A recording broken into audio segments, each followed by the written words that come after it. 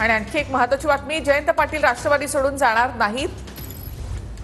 त्यांनी कोणताही निर्णय घेतला तरी आम्ही जयंत पाटील यांच्या सोबत आहोत।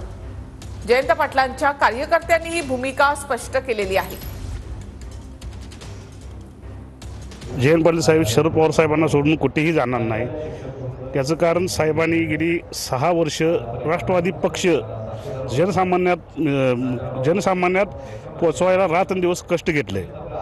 त्यामुळे जयंत पाटील साहेब कुठेही जाणार नाही अशी आम्हाला खात्री आहे। ते जे निर्णय घेतील त्या निर्णयाची आम्ही त्यांच्या पाठीशी पूर्ण ताकदीनं आहे। तिथं जरी त्यांनी काम करण्याचा निर्णय घेतला तर आम्ही पूर्ण ताकदीनं त्यांच्या पाठीमागे राहू। काही निर्णय घेतला तर ते जिथं असतील त्यांच्या पाठीशी आम्ही सदैव राहू, एवढं आमच्या कार्यकर्त्यांची भावना आहे। साहेबांनी कोणत्याही परिस्थितीत सगळ्या गोष्टीचा विचार करून काही निर्णय घेतला तर आम्ही त्या निर्णयाशी ठाम आहोत।